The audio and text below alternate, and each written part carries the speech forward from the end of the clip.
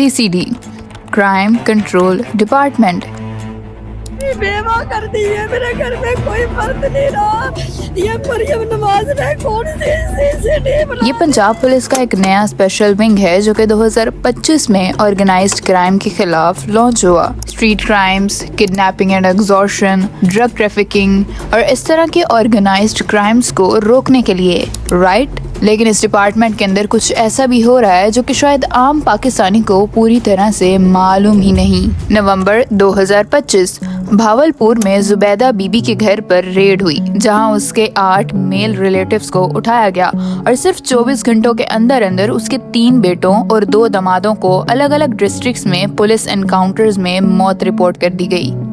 इससे पहले भी उसने लाहौर हाई कोर्ट में पिटीशन फाइल की थी, जब उसके 23 साला बेटे Zeeshan Ali allegedly police custody के बाद मुल्तान में CCD एनकाउंटर्स में मारा गया। फिर HRCP की रिपोर्ट आती है। अप्रैल से दिसंबर 2025 के दरमियान तकरीबन 670 एनकाउंटर्स और 924 सस्पेक्टेड डेथ्स रिकॉर्ड हुई और दूसरी साइड पर सिर्फ 2 पुलिस ऑफिसर्स की मौत। ये इम्बैलेंस ही सबसे बड़ा सवाल बन जाता है कि अगर ये रियल आर्म्ड एनकाउंटर्स हैं तो आउटकम इतना वन साइडेड कैसे?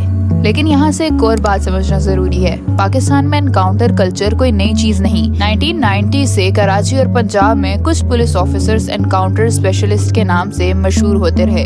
क्राइम कंट्रोल के नाम पर इंस्टेंट एक्शन होता रहा, लेकिन साथ ही फेक एनकाउंटर्स और एक्स्ट्रा जुडिशियल किलिंग्स के इल्जाम भी लगते रहे। कराची में राव अनवर और चौधरी असलम जैसे नाम बहुत फेमस हुए।